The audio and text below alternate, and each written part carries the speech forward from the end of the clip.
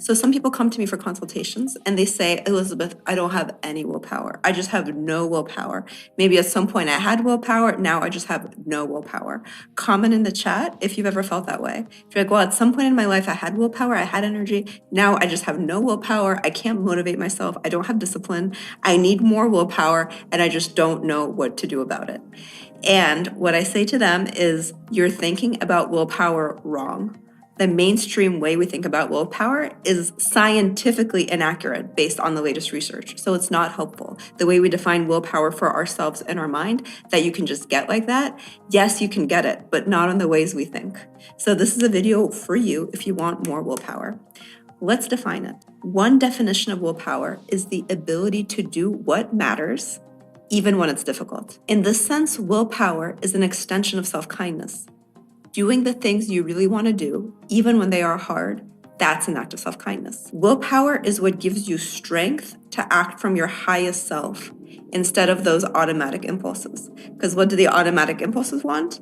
They want to be entertained and do nothing and be in comfy pajamas and not go out of the house and just eat that bag of chips and then the pizza and then order more food online and then eat that too, right? That's not the kind of life you want. Those are not the building blocks to make up for your happy, thriving life. That's not even what you actually want deep down. What you want deep down are your intentions for the fullest life you want to live.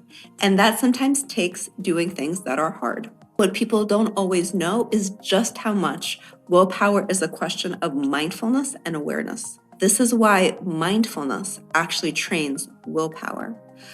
One practice I do, and you can find many meditations like this on this channel, or you can reach out to me and I'll send them to you. You can do a meditation where you just close your eyes and come back to the breath. You feel the breath. When the mind wanders, you come back to the breath. Every time you come back to the breath in this practice, you're training willpower. Think about it. In this practice, you have a higher intention. The higher intention is, I want to stay with my breath. In this kind of microcosm of your 5-10 minute meditation practice, the intention is, I want to be with my breath. The mind is basically a machine to produce thoughts. It will always produce thoughts, so the mind wanders. Even the mind of like a Tibetan monk who's been meditating since age 3, that person's mind will also wander. So will yours. It's not because you're a bad meditator, it's just the way the mind is made. But then when you come back to the breath, in that moment, you're connecting to a higher intention. You come back to the breath, you come back to your higher intention. What it trains in you is the ability to come back to any higher intention in anything you do, not just in the meditation. The other thing that meditation does is helps your mind not be distracted. When your mind is distracted, when you're not fully aware, it's your impulses, not your actual goals, not your heart, that guides your choices. And this is why the mind of a meditator becomes this finely tuned willpower machine, even when our minds are a machine that produce all these distracting thoughts. What many people don't know is that a lot of your willpower comes from the state of your body at the moment. People think of willpower as just mental, but willpower is more physical than mental. Your willpower is how many nutrients your body has right now. Whether you eat nutrient-rich food, that adds up to your willpower. Your willpower is how much sleep you've received. Put in the comments if when you're low on sleep, your willpower goes out the window. That's true for me. I think that is true for all of us. You can't make yourself do anything and you'll just miss things. So your willpower is how much sleep you've received. Your willpower is also how stretched out or rigid your body is. A more flexible body, a more aligned body, higher willpower for you, for your mind. So these things are all part of willpower. It's not just sheer mental force. You can't have willpower without the body.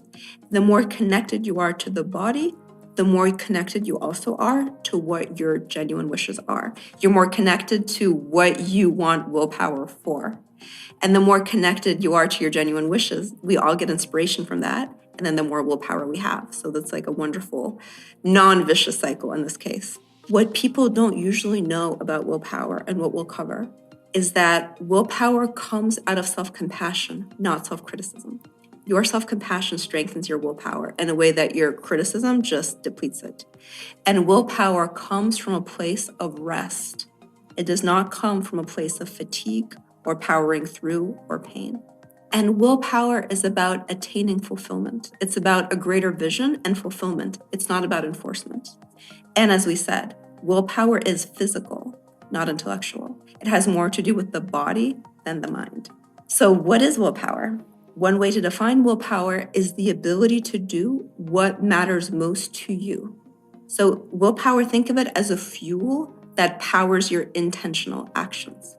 And we tend to think of just one fuel, one big willpower. But in reality, there are 3 different types of superpowers that we have. There are 3 different processes. And these 3 processes take place in different parts of the brain. So look at this image up here. This is from The Willpower Instinct by Kelly McGonigal. What we call willpower is actually I won't power, I will power, and I want power. So there are 3 kinds of willpower. I will, I won't, I won't.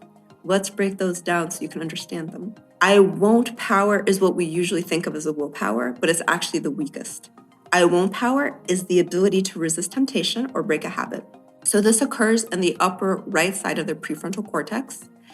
Maybe you see that extra dessert and you start to reach for it, but then you decide not to do it. That's your upper right side of the prefrontal cortex physically firing when you say no. Or let's say you want to check social media, but you resist the urge and you choose to be present for your partner instead.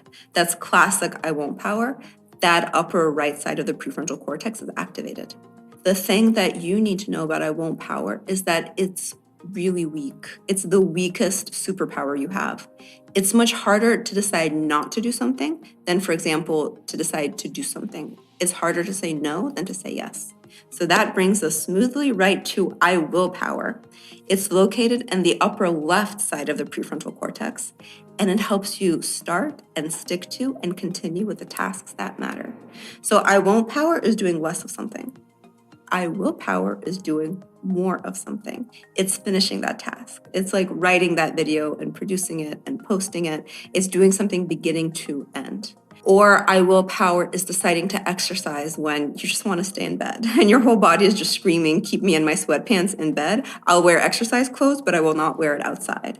When you wear the exercise clothes outside and you exercise, that's your I will power.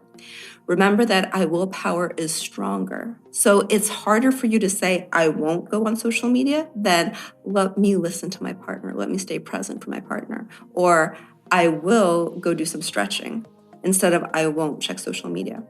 So my life hack for you is if you want to eat junk food, for example, rather than telling yourself, no, I won't eat junk food, it's bad for me, pick any activity to do instead. Shift your attention to some other activity.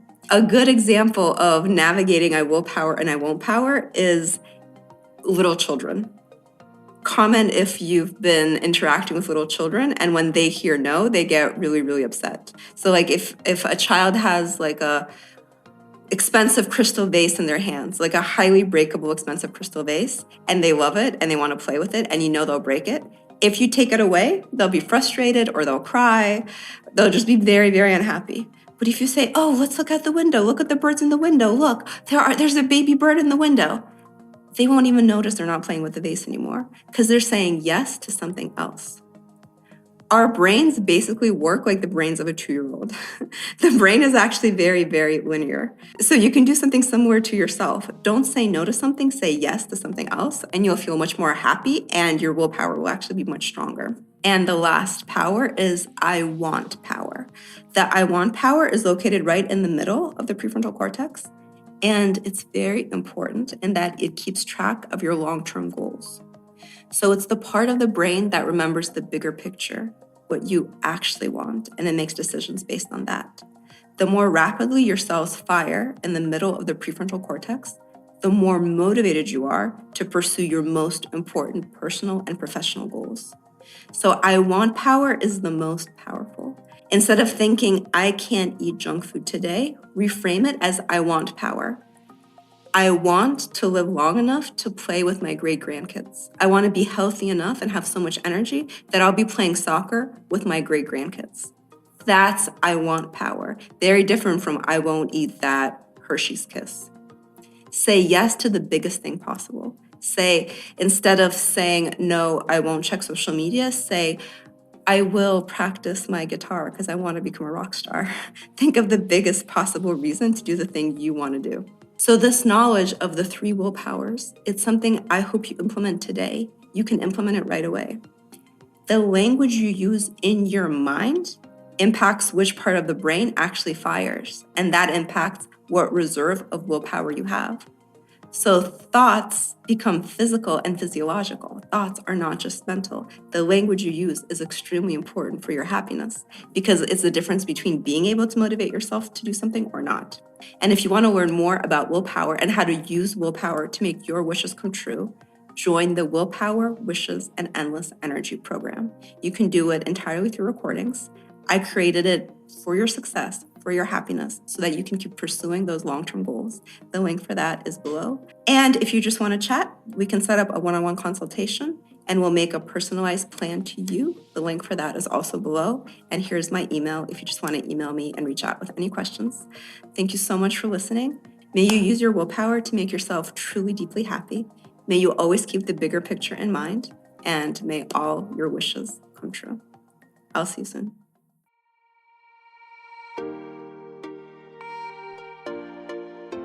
Hey, it's Elizabeth. My goal is to help you follow the path to happiness with these videos. There's always something new each week. Subscribe to this YouTube channel so you see them. I'll see you soon.